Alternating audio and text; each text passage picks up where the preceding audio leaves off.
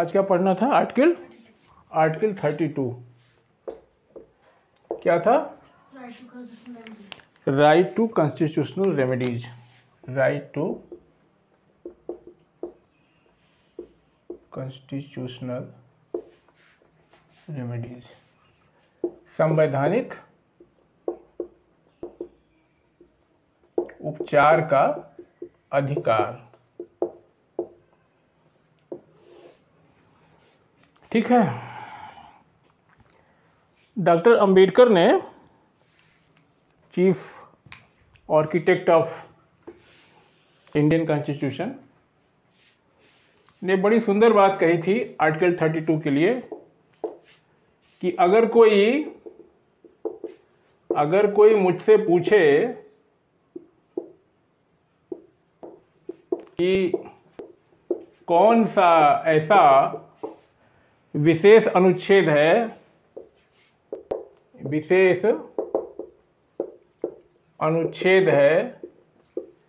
जिसके बिना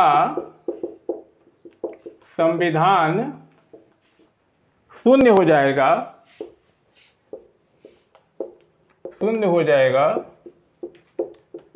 तो मैं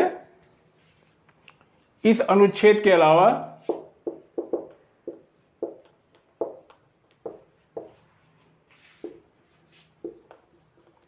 किसी और अनुच्छेद का नाम नहीं लूंगा। ये भारत के संविधान की आत्मा है। ये भारत के संविधान की आत्मा है। ये कहा था डॉक्टर भीमराव अम्बेडकर ने आर्टिकल 32 के बारे में कि अगर कोई मुझसे पूछे कि कौन सा ऐसा विशेष अनुच्छेद है जिसके बिना संविधान शून्य हो जाएगा, तो मैं इस अनुच्छेद के अलावा किसी और का नाम नहीं लूंगा। ये भारत के संविधान की आत्मा है। ये प्रश्न भी एग्जाम में बार बार आता है कि डॉक्टर साहब ने, chief architect of our constitution doctor Bhimrao Ambedkar ji ने किस अनुच्छेद को क्या कहा था? संविधान की आत्मा कहा था। एक बात ये है इसमें, ठीक। और हम जानते हैं कि अधिकारों का महत्व उपचार पे ही आधारित है।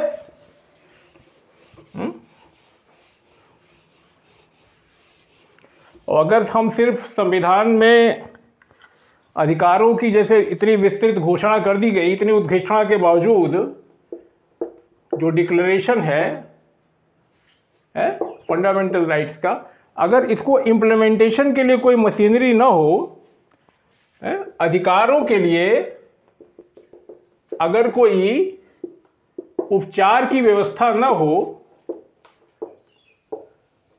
तो अधिकार किस काम का?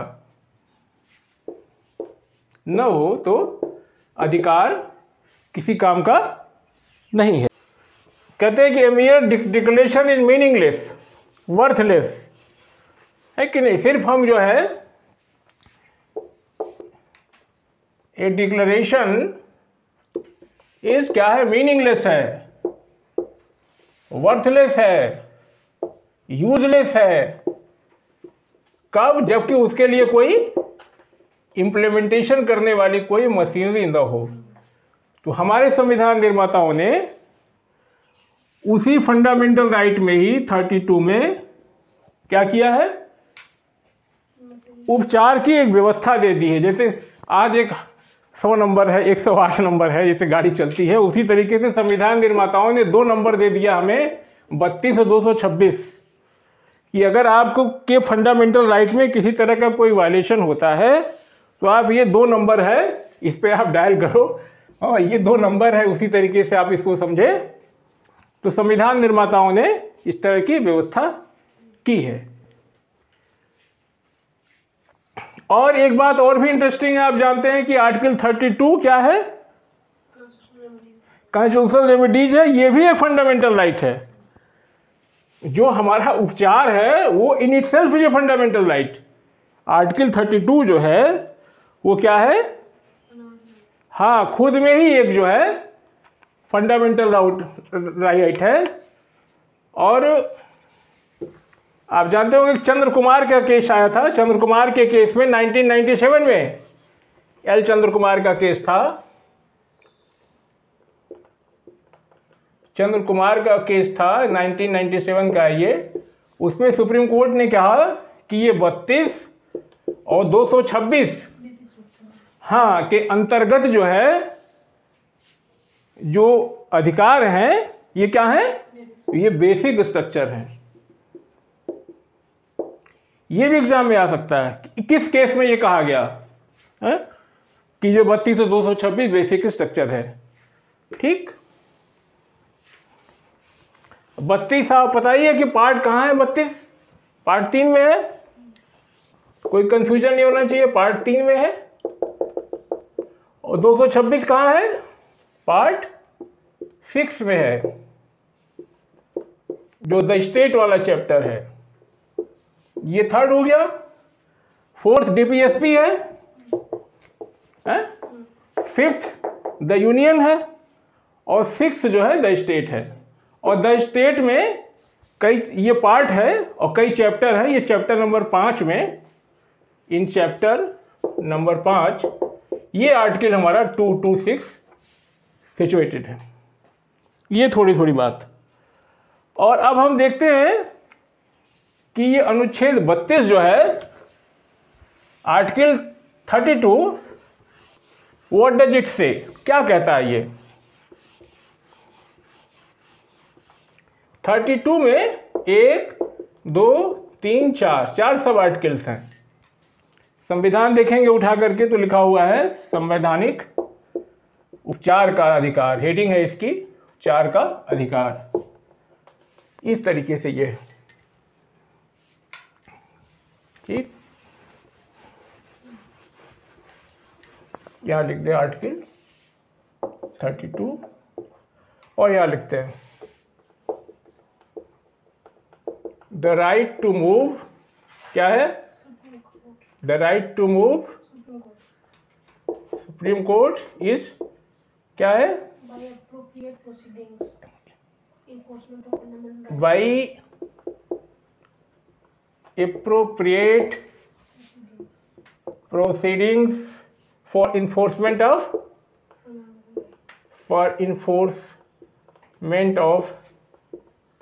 fundamental right, guaranteed is right is guaranteed।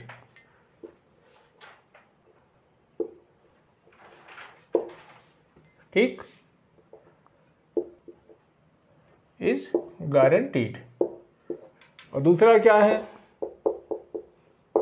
क्या है, the supreme court shall have power to issue direction और ऑर्डर और रिट्स,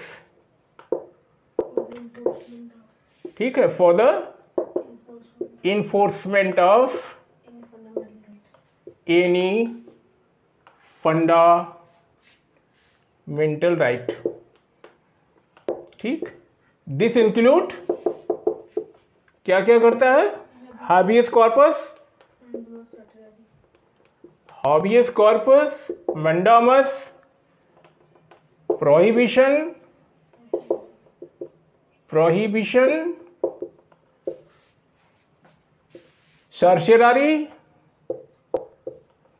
सर्शियरी एंड को वारंटो। और तीसरा क्या है, तीसरा कहता है कि the parliament can empower any other court to issue directions, orders or writs of all kind। हाँ, इसमें एक चीज है कि without prejudice to the above power conferred, without prejudice to the above power conferred in the SC।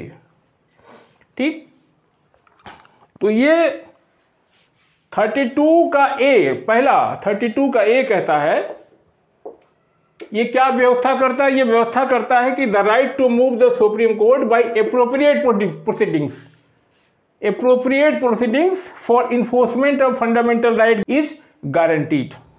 ठीक, okay. और हिंदी में क्या कहता है? हिंदी में कहता है फंडामेंटल राइट को प्रवर्तित कराने के लिए समुचित कार्यवाही द्वारा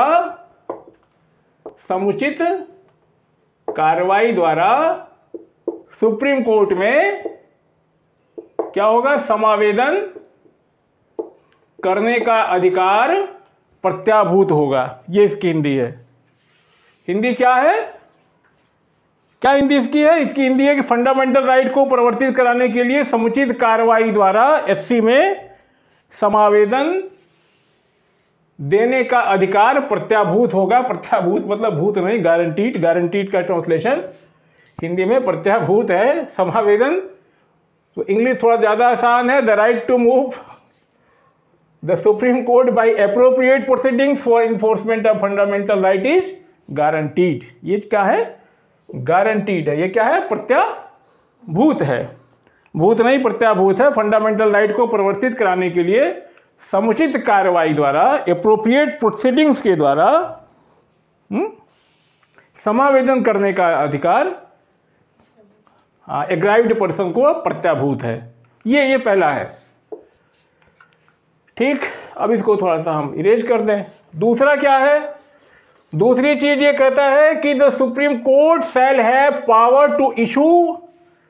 द सुप्रीम कोर्ट क्या है? ये लिखा मैंने, shall have power to issue. क्या का पावर है? डायरेक्शन। पहला है डायरेक्शन, दूसरा है ऑर्डर। डायरेक्शन और ऑर्डर और रिट्स, तीन चीज की बात करता है।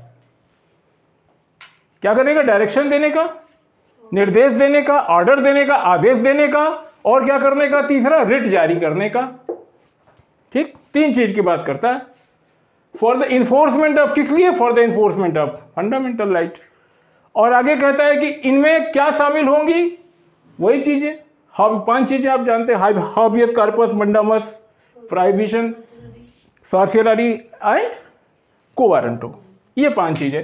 इन पांच चीजों के द्वारा ये 32 का 2 कहता है ये पांच चीजों के बारे में। और एक क्या कह रहा था? एक ये क्या कह रहा था? हाँ, एक ये कह रहा था कि the right to move supreme court by appropriate proceedings for enforcement of fundamental right is guaranteed.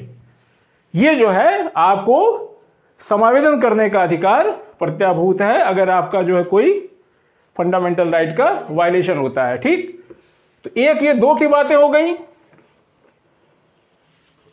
और ये तीन थोड़ा इंटरेस्टिंग है कि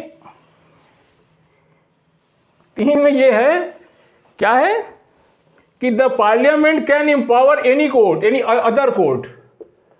संसद को इस बात की शक्ति है कि वह किसी अन्य न्यायालय को टू अदर कोर्ट, किसी अन्य न्यायालय को क्या करे?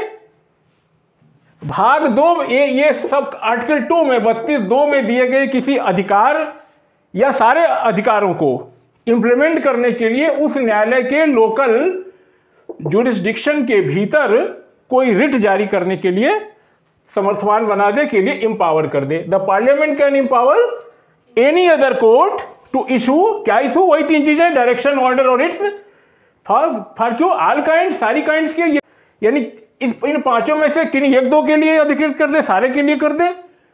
और लेकिन ऐसा करते समय ऐसा नहीं होना चाहिए कि वो जो है विदाउट प्रिजुडिस, ठीक है, बिना प्रिजुडिस के, बिना किसी भेदभाव के, ठीक है, this can be done without prejudice to the above power of supreme court. बिना किसी प्रिजुडिस के, बिना किसी पूर्वाग्रह के इस तरह की व्यवस्था कर सकता है। ये पार्लियामेंट के पास ये अधिकार है। तो जान लीजिए कि कौन कौन से ऐसे हैं, all kind of how this can be done without prejudice to the above powers conferred on the supreme court. ठीक, तो ये जो अदर कोर्ट्स की बात हो रही, किसी अदर कोर्ट्स को भी, यानी कहने का मतलब है कि 32 के अंतर्गत, 226 के अंतर्गत ये जो हमारा फंडामेंटल राइट के लिए जो उपचार है ये है, लेकिन इसके अलावा भी है। 32 का जो है 3 इस बात की व्यवस्था करता है कि कोई अन्य न्यायालय, और यहाँ कंफ्यूज नहीं होने का कि अन्य न्यायालय का मतलब हाई कोर्ट की बात कह रहा है, ऐसा नहीं है। हाई कोर्ट 226 तो ऑलरेडी मेंशन है, हाई कोर्ट के 226 जो बताया पार्ट 6 का चैप्टर नंबर 5 वो ऑलरेडी है। इसके अलावा किसी अन्य न्यायालय को ऐसा अधिकार दे सकता है। पार्लियामेंट ने अभी तक इस तरह की कोई व्यवस्था नहीं की है, अभी खाली 2 ही तरीके की बात है। एक बड़ा ये एग्जाम में अगर आ जाए इस तरह से कभी प्रश्न बना करके है कि 32 इस बात का उपबंध करता है कि जो है किसकी 32 और 200 हाई कोर्ट सुप्रीम कोर्ट के अलावा किसी अन्य न्यायालय से भी रिट जारी किया जा सकता है, सही है या गलत है, तो हमेशा ध्यान रखना होगा ये सही है, ये प्रावधान है संविधान में, ये उपबंध है कि the parliament can empower any other court to issue such directions but however this can be done without prejudice. तो ये है, ये चीजें ध्यान रखनी होंगी। और 32 में 4 भी है, बताया था 1 2 3 4 है। 4 क्या कहता है? 4 की व्यवस्था यह है कि the right to move supreme court shall not be suspended. The right to move supreme court shall not be suspended. इसको जो है सस्पेंड नहीं किया जा सकता है एज अदरवाइज क्या है? हाँ, as otherwise provided for by the constitution. अगर संविधान में ऐसी कोई व्यवस्था न की जाए, अगर इस संविधान में व्यवस्था नहीं की जाती है तो the right to move supreme court shall not be suspended, यानी ये निलंबित नहीं किया जाएगा। और we know that in 359 at the time of national emergency president can suspend, okay, president can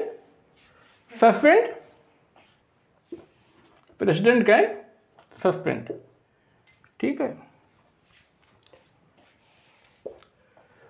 तो प्रेसिडेंट सस्पेंड कर सकता है कि to move supreme court for remedy है।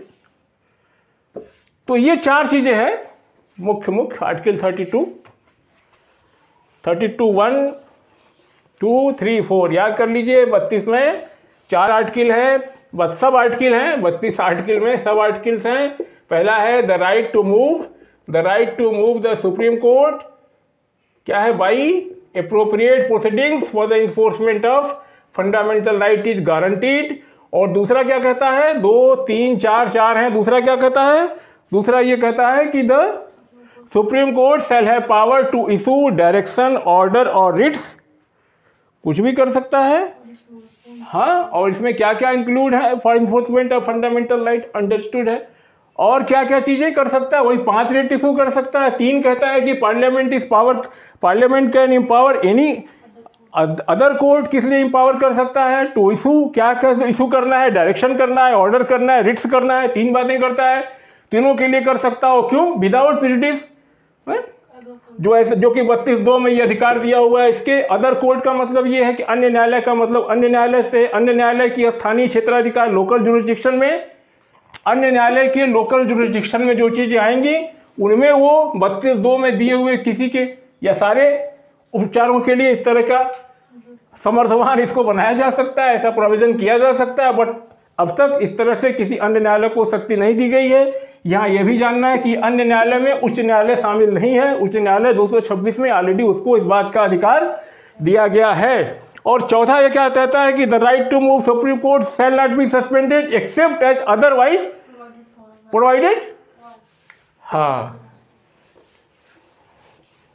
For by the constitution. अगर संविधान हो तो अब जानते हैं कि 359 में नेशनल इमरजेंसी के समय प्रेसिडेंट इसको सस्पेंड कर सकता है। ये 32 की छोटी छोटी बातें थी। अब अगर हम 32 से थोड़ा आगे निकल जाएंगे तो इसी में से ये अभी ख़त्म होने वाला नहीं है, अभी लंबा चलेगा। अब इसी से आते आते आ जाएगा क्या, जुडिशियल रिव्यू आ जाएगा, है इसी से जुड़ा हुआ है न्यायिक पुनरावलोकन या समीक्षा कहिए। और दूसरा इसी में आ जाएगा PIL, पब्लिक इंटरेस्ट लिटिगेशन, लोक हितवाद। अब इसमें से थोड़ा सा आगे निकलेंगे तो लोक हितवाद की तरफ चले जाएंगे। और तीसरा इसी से जुड़ा हुआ है क्या है, जुडिशियल एक्टिविज्म, न्यायिक सक्रियता। जब ढेर सारे बात क्या हो गया, जुडिशियल एक्टिविज्म। तो ये चीज़ें हैं। अभी हम लोगों को 32 में समय लगेगा, तब फिर हम 33, 34, 35 को जब समेटेंगे तब जा कर के हम फंडामेंटल राइट से बाहर आ पाएंगे। अभी फंडामेंटल राइट में काफ़ी पिक्चर बाकी है। तो ये हो गया। अब थोड़ा सा रिट्स के बारे में आप लोग जानते हैं कि इन 5 रिट्स की बात हो रही थी। जो 32 का 2 कहता है क्या क्या व्यवस्था करता है, व्हाट डज इट से, कहता है कि क्या करेगा, डायरेक्शन, ऑर्डर या रिट जारी करेगा है? और रिट में कहता है ये 5 रिट, हाबियस कॉर्पस है, दूसरा क्या है मंडामस है, तीसरा क्या है प्रोहिबिशन है, चौथा क्या है सर्सियोरारी है, पांचवा क्या है कोवारंटो है, कोवारंटो। ठीक, ये 5 चीज़ें हैं। ठीक, ये 5 चीज़ें हैं। और अगर इसको हम हिंदी में कहें तो ये बंदी प्रत्यक्षीकरण, बंदी प्रत्यक्षीकरण। मंडा में इसका क्या है परमादेश, हम आदेश देते हैं। प्रोहिबिशन का क्या है प्रतिषेध। सर्शियरी का क्या है उत्प्रेषण, उत्प्रेषण। और कुवारंटो का क्या अधिकार परीक्षा, अधिकार परीक्षा। ये 5 बातें, 5 चीज़ें, 5 रिट है ये। और अब जानते ही हैं कि रिटों की उत्पत्ति जो है आंग्ल विधि से आई है, इंग्लिश लॉ से आई है, जहाँ राजा के द्वारा शुरू में अधिकारों की रक्षा के लिए ब्रिटिश लोगों के रिट का प्रयोग किया जाता था। और वहाँ उसे प्रेरोगेटिव रिट, विशेषाधिकार रिट है, हाँ विशेषाधिकार रिट, प्रेरोगेटिव रिट कहते थे। और ये था विशेषाधिकार, से क्या कहते थे फाउंटेन ऑफ जस्टिस, न्याय का झरना, इसे न्याय का झरना, fountain of justice, fountain of justice कहा जाता था। ठीक, न्याय का झरना। तो ये बातें हैं। 1950 के पहले सिर्फ 3 हाई कोर्ट को writ, before 1950 there was only 3 high courts, High Court of Bombay, हाँ हाई कोर्ट ऑफ मद्रास और हाई कोर्ट ऑफ कलकत्ता को अधिकार था। आज क्या हो गया, ये बॉम्बे क्या हो गया मुंबई, ये मद्रास हो गया चेन्नई, और ये क्या हो गया कोलकाता, कोलकाता कलकत्ता था। तो ये पुराने, ये तीनों को अधिकार था। और हम जानते हैं कि जब संविधान लागू होने के बाद सारे हाई कोर्ट को ये अधिकार है। 226 के अंतर्गत सुप्रीम कोर्ट के पास 32 के अंतर्गत अधिकार है ही है। तो एक एक करके थोड़ा सा हम लोग रिट्स के बारे में देख लें। ठीक,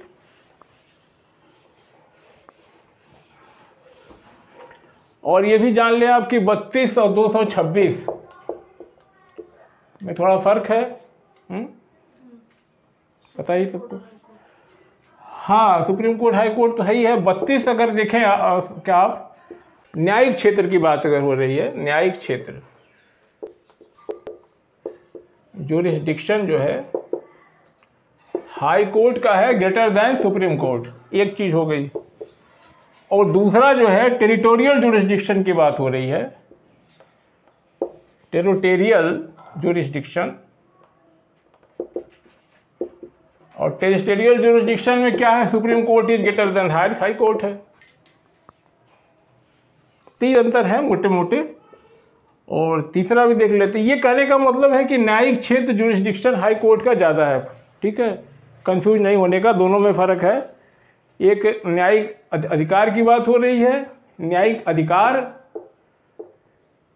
अधिकार की बात कहिए इसको, न्यायिक अधिकार हाई कोर्ट के पास ज़्यादा है। कैसे ज़्यादा है पता है, ये कंफ्यूज कई दे दिया ज़्यादा है टेरिटोरियल जुरिस्डिक्शन। इसका मतलब ये है कि हाई कोर्ट को क्या कर सकती है, फंडामेंटल राइट्स के अलावा अन्य विषयों पर भी, अन्य विषयों का मतलब अन्य ऑर्डिनरी लॉ के संबंध में भी रिट जारी कर सकती है। जबकि सुप्रीम कोर्ट जो है सिर्फ वायलेशन ऑफ फंडामेंटल राइट के प्रकरण पर ही रिट जारी करेगी। और ये भी जान लीजिए कि स्पष्ट रूप से फंडामेंटल राइट का वायलेशन होना चाहिए, तभी 32 की रिलीफ आपको मिलेगी। तो यहाँ एक बात है कि हाई कोर्ट का जो न्यायिक क्षेत्र है वो क्या है, हाई कोर्ट का न्यायिक क्षेत्र जो है वो न्यायिक अधिकार कहिए, हाई कोर्ट का जो न्यायिक अधिकार है वो सुप्रीम कोर्ट से ज़्यादा है। क्यों ज़्यादा है, क्योंकि सुप्रीम कोर्ट सिर्फ फंडामेंटल राइट्स की बात करेगा। हाई कोर्ट में आप इसके अलावा आपके जो ऑर्डिनरी लॉज हैं, आपके जो ऑर्डिनरी लॉज हैं, साधारण ऑर्डिनरी लीगल राइट्स हैं, ऑर्डिनरी लीगल राइट्स को भी इम्प्लीमेंट कराने के लिए, को इम्पोज कराने के लिए आप जो है रिट इशू करा सकते हैं। तो ये इसका न्यायिक अधिकार हाई कोर्ट का ज़्यादा है। और टेरिटोरियल जुरिस्डिक्शन की बात जहाँ तक हो रही है, क्षेत्र की बात हो रही है, तो जाहिर सी बात है कि सुप्रीम कोर्ट का बड़ा, सुप्रीम कोर्ट देश भर में कहीं भी है किसी राज्य की सरकार के खिलाफ या किसी व्यक्ति के खिलाफ जहाँ जैसा प्रकरण हो वहाँ जारी कर सकती है। जबकि हाई कोर्ट अपने हाई कोर्ट की सीमा के अंतर्गत ही का करेगा, with in the territory of their jurisdiction. High court का जुरिस्डिक्शन वहीं तक होगा। या ऐसा कोई प्रकरण होगा जहाँ की किसी दूसरे राज्य का मामला होगा तो उस राज्य को भी करेगा, लेकिन पूरे देश पे नहीं करेगा। तो as for the territorial jurisdiction is concerned, SC is wider than HC. और अगर जो है न्यायिक अधिकार की बात होती है तो ये हाई कोर्ट ज़्यादा है। 226 इज ग्रेटर देन 32। यहाँ जो है 32 इज ग्रेटर देन 226। ओके, ये बातें थोड़ी सी क्लियर होनी चाहिए, किताब पढ़ेंगे और क्लियर होगी आपको। टेरिटोरियल जुरिस्डिक्शन की बात हो गई है और एससी की ज़्यादा है। और एक तीसरा अंतर क्या है कि 32 जो है in itself a fundamental right. तो सुप्रीम कोर्ट का ये जो कहा जाए तो ये ओरिजिनल जुरिस्डिक्शन है और एक्सटेंसिव कहिए बट नॉट एक्सक्लूसिव।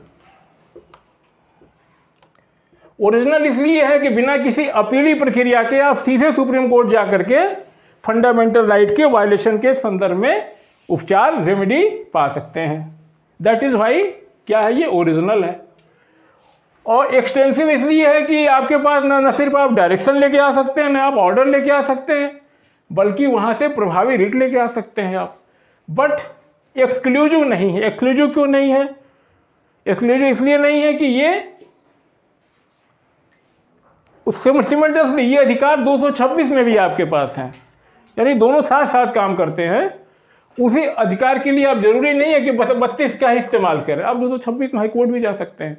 और सुप्रीम कोर्ट ने खुद कहा है कि जहां हाई कोर्ट में उपचार उपलब्ध हो वहां पहले हाई कोर्ट जाना चाहिए। जहां तक संभव हो, कोर्ट ने ये कहा था कि उस पहले जो है जाना चाहिए।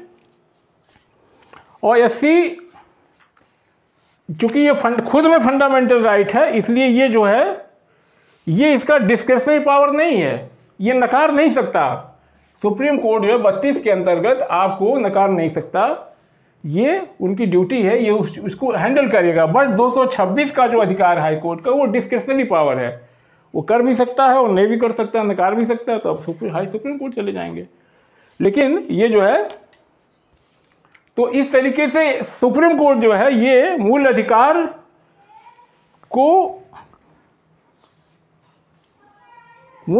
की गारंटी देने वाला है, जो 32(1) कहता है क्या कह रहा था 32(1) the right to move the supreme court by appropriate proceedings for the enforcement of fundamental right is guaranteed. ठीक, तो ये देख लिया आपने कि ये ओरिजिनल है, बिना अपीली प्रक्रिया की झंझट के आप सीधे सुप्रीम कोर्ट जा सकते हैं। एक्सक्लूसिव है, आपको जो है वहाँ से डायरेक्शन मिलेगा, आपको वहाँ से ऑर्डर मिल सकता है, आपको वहाँ से रिट्स मिल सकती हैं। इफेक्टिव रेमेडीज हैं। 100 नंबर जैसे डायल किए 126 तो 32 नंबर डायल करिए है? तो ये है 226 डायल करिए, 32 डायल करिए। तो ये बड़ी अच्छी व्यवस्था संविधान निर्माताओं ने की। अब हम थोड़ा सा देख लें हाबियस कॉर्पस। हाबियस कॉर्पस क्या मतलब हिंदी इसकी हो गई, क्या बताया अभी? बंदी प्रत्यक्षीकरण। ठीक,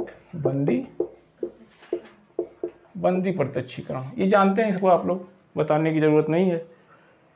इसकी हिंदी क्या है? बंदी प्रत्यक्षीकरण क्या है? यह अभी एक लैटिन वर्ड है। क्या मतलब है? क्या लैटिन वर्ड का मतलब क्या है? टू प्रोड्यूस, क्या मतलब है इसका?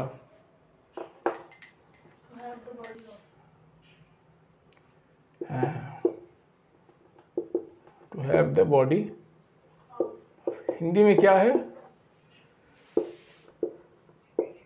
शरीर को प्रस्तुत करना। ठीक,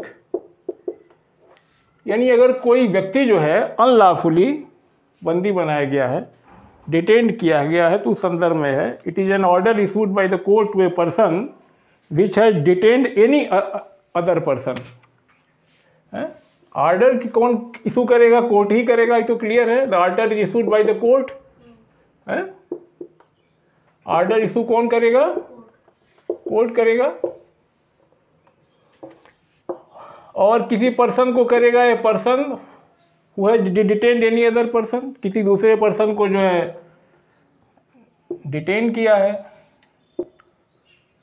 डिटेंशन में है, यानी बंदी बनाया गया है, तो न्यायालय इस बात का आदेश देगी कि उस आदमी को प्रस्तुत किया जाए और ये एग्जामिन किया जाए कि उसका जो है डिटेंशन है वो लॉफुल है कि नहीं है। Produce the body of the person and the court will examine कि जो है उसका डिटेंशन वैलिड है कि नहीं है। और ये हाबियस कॉर्पस पब्लिक अथॉरिटी इंडिविजुअल दोनों को किया जा सकता है। यह भी जाना चाहिए अगर किसी व्यक्ति ने बनाया या किसी सरकार ने या किसी विधिक अपराध, क्या कहते हैं उसको, कि भाई अगर किसी इंडिविजुअल पर्सन को किसको इशू किया जा सकता है? इंडिविजुअल पर्सन को भी किया जा सकता है और पब्लिक अथॉरिटी दोनों को किया जा सकता है। किसी व्यक्ति या पब्लिक अथॉरिटी, लोक प्राधिकारी किसको इशू किया जा सकता है? दोनों को इशू किया जा सकता है। लोक प्राधिकारी को इशू किया जा सकता है और it is an order issued by the court to empower which has detained any other person to produce the body of latter किया जाएगा। और किसको ये बता दिया कि जो किसको किया जाएगा, तो किसी इंडिविजुअल को भी किया जा सकता है, पब्लिक अथॉरिटी को भी। अब किसको नहीं किया जाएगा है? हाँ, उसको नहीं किया जाएगा कि इफ डिटेंशन अगर लीगल है। किसको नहीं किया जाएगा? Not to be issued. किसको नहीं होगा? अगर डिटेंशन लीगल है तो भी नहीं होगा, अगर कानूनी दृष्टि से रोका गया है।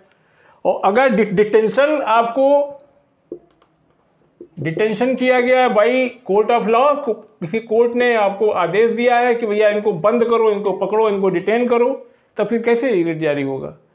तो अगर ये डिटेंशन लीगल है, विधिक है, कानूनी दृष्टि से किया गया है और डिटेंशन जो है या तो किसी कॉम्पिटेंट कोर्ट के द्वारा किया गया। तीसरी चीज डिटेंशन कब हुआ है?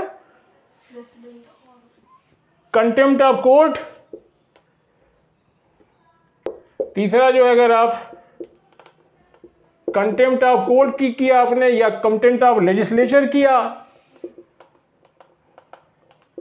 कंटेम्प्ट ऑफ कोर्ट या कंटेम्प्ट ऑफ लेजिस्लेचर यानी विधानमंडल की अवमानना की आपने, होता है ना कि अध्यक्ष चाहे तो आपको अरेस्ट कर सकता है, तो ऐसे मामले में अगर अरेस्ट कर दिया गया तो आप चिल्लाएंगे कि हमको हमारा गलत डिटेंशन हुआ है, तो आपको ऐसी रिट का फ़ायदा नहीं मिलेगा। Direction is legal, sorry detention is legal, detention is हाँ under court of law, detention is made by the court of law. और या कंटेम्प्ट ऑफ, आपने किसी न्यायालय की अवमानना की है तो न्यायालय की इस बात का अधिकार है, विधानमंडल की अवमानना की है, या एक स्थिति और हो सकती है कि उसके जुरिस्डिक्शन में ही ना हो। ये हो गया। और इसी में दूसरा है मंडामस। मंडामस हिंदी में कहते हैं परमादेश। क्या परमादेश का मतलब? हम आदेश देते हैं। इसका मतलब क्या है? लिटरली मीनिंग क्या है? It literally means we command. Hindi में कहते हैं हम आदेश देते हैं, ठीक, वी कमांड, हम आदेश देते हैं। तो पहली चीज़ है कि ये किसको इशू होगा, किसको नहीं होगा, मोटी मोटी बातें जान लें, किसको होगा किसको नहीं होगा, और इसका काम क्या है, ठीक। तो इसका काम ये है कि the court can issue this writ अब इन केस ऑफ जो है, जब कोर्ट को लगता है, in case court can be public of official asking him to do जिफ, अगर कोई ऐसा पब्लिक ऑफिशियल है जो क्या करता है, पब्लिक ऑफिशियल है, और वो जो है to that he has failed और refused to perform duty। अगर जो है ऐसा कोई पब्लिक ऑफिशियल है, ठीक, कौन कौन से हैं? पब्लिक बॉडी, और क्या है? हाँ कॉरपोरेशन है, और कौन है? इंफीरियर कोर्ट है, इंफीरियर कोर्ट एंड ट्रिब्यूनल, और चौथा क्या है? गवर्नमेंट है, ये है। और किसको नहीं किया जाएगा? हाँ इसमें था, उस फर्स्ट में नहीं था। प्राइवेट इंडिविजुअल को नहीं किया जाएगा, और हाँ हाँ, और अगर किसी का डिस्क्रिशनरी पावर है, हाँ, और मैंडेटरी नहीं है तो भी नहीं किया जाएगा। अगर किसी का जो है कॉन्ट्रेक्चुअल ऑब्लिगेशन है तो भी नहीं किया जाएगा, है ना। कॉन्ट्रेक्चुअल ऑब्लिगेशन है तो भी नहीं किया जाएगा। और क्या है? हाँ, कि द प्रेसिडेंट के खिलाफ नहीं होगा, प्रेसिडेंट के अगेंस्ट नहीं होगा, द प्रेसिडेंट अगेंस्ट के नहीं होगा, और स्टेट के गवर्नर्स के अगेंस्ट नहीं होगा, और हाई कोर्ट के chief justice which is acting in his capacity, judicial capacity. और क्या है? पांचवा है कि अगर हाई कोर्ट का कोई चीफ जस्टिस है, व्हेन ही इज एक्टिंग हाँ इन हिज जुडिशियल कैपेसिटी, तो उनके खिलाफ भी नहीं होगा, ठीक। ये बातें क्लियर हो गई। तो फिर से मंडामेस में क्या करते हैं? हम आदेश देते हैं, decree means we command, it is issued by a court to a public official को to him perform duty to his duty who has failed और refuse to perform his duty. अगर वो अपना जो है, जो उसकी ड्यूटी है किसी पब्लिक ऑफिशियल की, वो उसको परफॉर्म करने से क्या करता है? फेल रहा है, असफल रहा है, या रिफ्यूज करता है, तो ऐसे मामले में मंडामेस कोर्ट इशू करेगी। और ये इसकी बातें हैं। और किसको इशू करेगी? किसको इशू करेगी? हाँ, पब्लिक ऑफिशियल को करेगी, कोई निगम है, कॉरपोरेशन है, उसको करेगी, कोई अधीनस्थ उसके इंफीरियर कोर्ट है या ट्रिब्यूनल है, उसको करेगी, है? हाँ, और गवर्नमेंट को करेगी।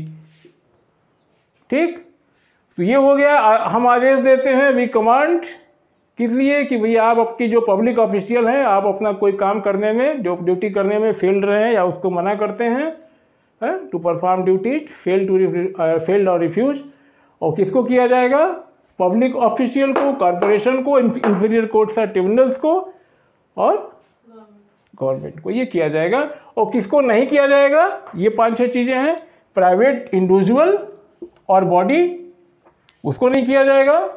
दूसरा क्या है कि जहाँ किसी का को हाँ को डिस्क्रिशनरी पावर है, मैंडेटरी नहीं है, वहाँ भी नहीं किया जाएगा। और तीसरा क्या था? कोई कंट्रेक्चुअल ऑब्लिगेशन है, अगर आपके साथ किसी का जो है कोई कंट्रैक्ट, संविदात्मक ऑब्लिगेशन, क्या कहेंगे, संविदात्मक प्रतिबद्धता है तो ही नहीं होगा। और जो है हाँ, द प्रेसिडेंट के खिलाफ नहीं होगा, अगेंस्ट प्रेसिडेंट नहीं होगा, against the state of government, against the governors of state नहीं होगा। और क्या होगा? Against the chief justice of high court which is acting in his judicial capacity, उसके खिलाफ नहीं होगा। ये मंडामस की थोड़ी थोड़ी बातें हैं, इसको आप पढ़िए। और इसके बाद क्या है? प्रोहिबिशन।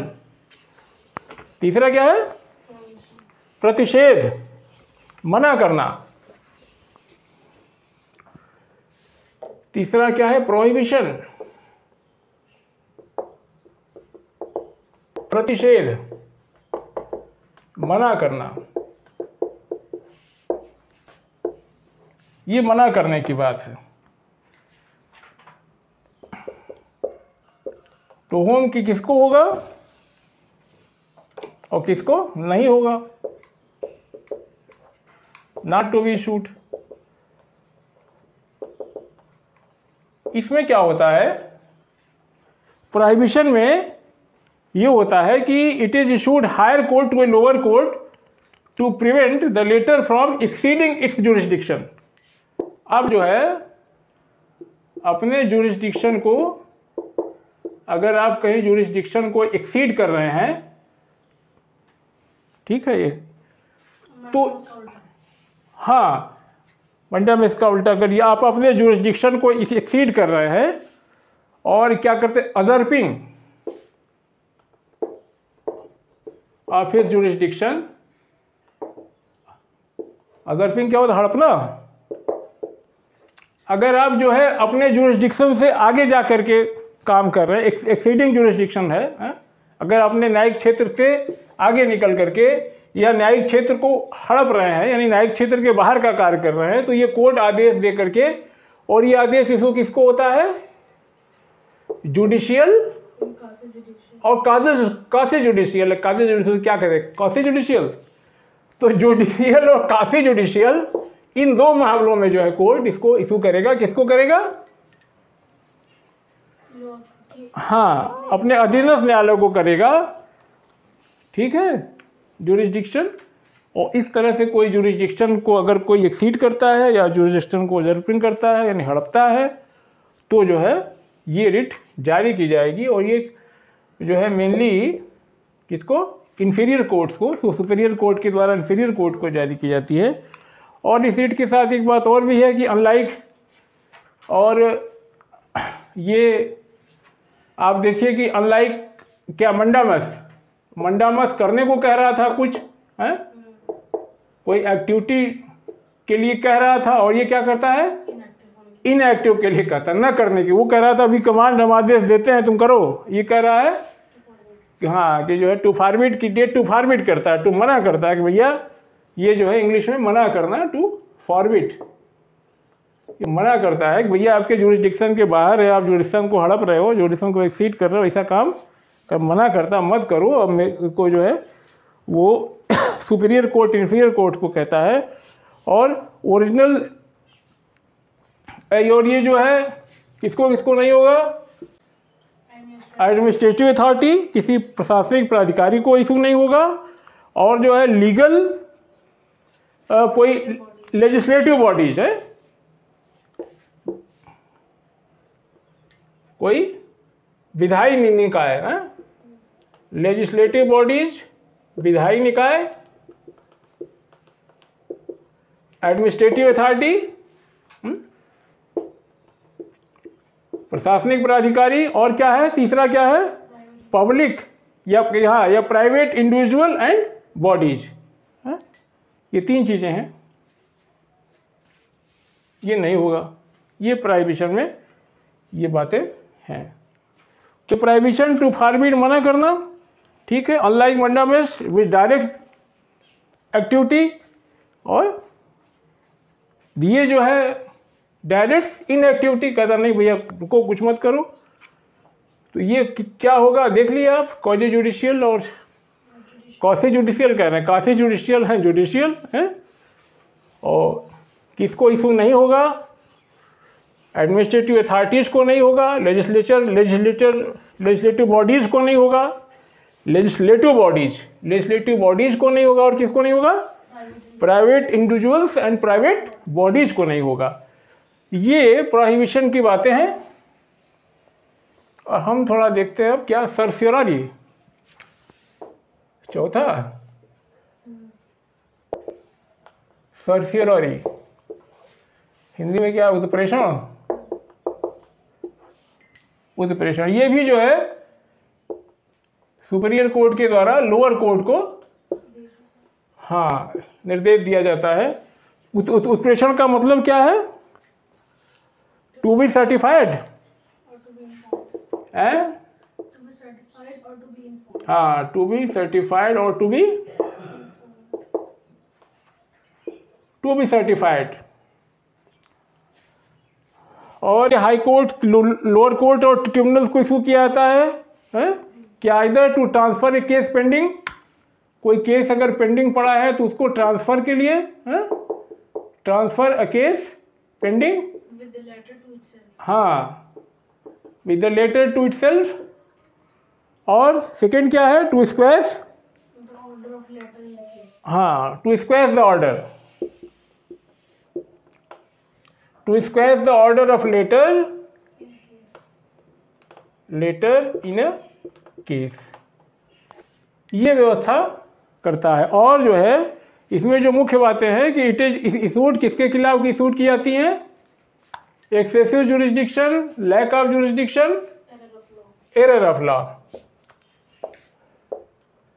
एक्सेसिव जुरिस्डिक्शन, और दूसरा क्या है, हाँ लैक ऑफ जुरिस्डिक्शन, आपकी जुरिस्डिक्शन नहीं थी लेकिन आपने कर दिया, एक्सेसिव जुरिस्डिक्शन में गए, और तीसरा क्या है, हाँ कोई जो है आपने कानूनी गलती कर दी, error of law.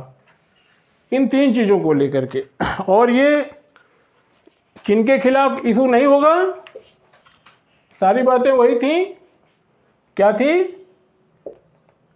Administrative authority थी, दूसरा अभी हम जो पढ़े थे प्रोहिबिशन में लेजिस्लेटिव बॉडीज थी, और तीसरा क्या था,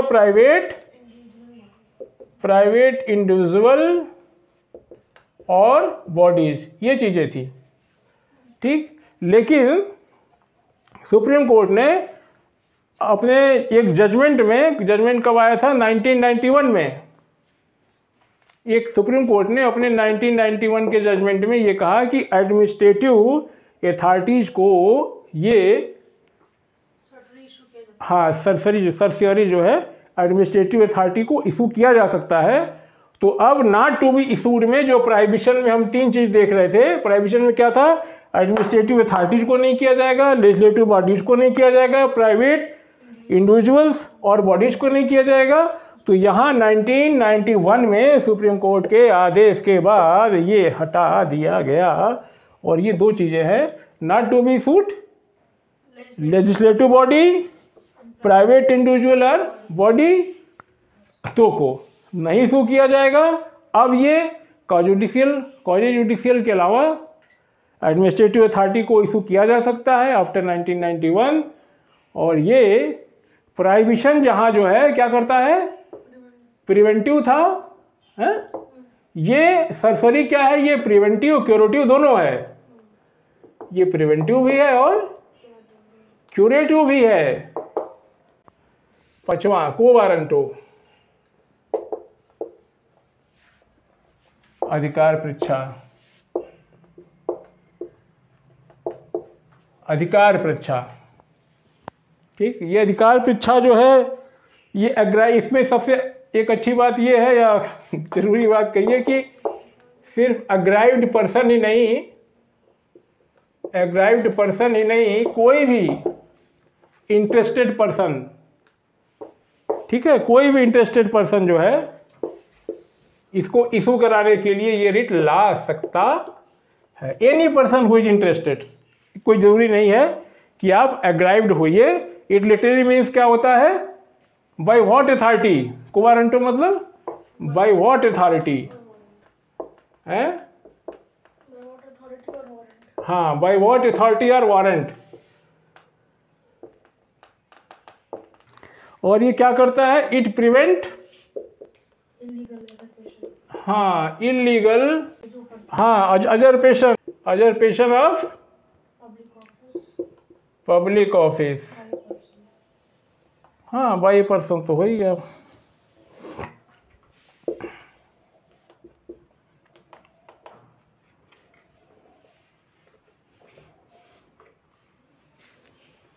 ठीक है, तो क्या कहता है, इट प्रिवेंट्स, क्या करता है, it prevents illegal usurpation of public office by a person, the writ can be issued only in case of, किस केस में इशू होगी है, अगर वो जो पद है वो क्या है, पब्लिक ऑफिस, हाँ, पब्लिक ऑफिस का कोई पद है, अगर जिसको इशू किया जाएगा ये जो पद है वो पब्लिक ऑफिस का पद है, हाँ, और परमानेंट कैरेक्टर में है,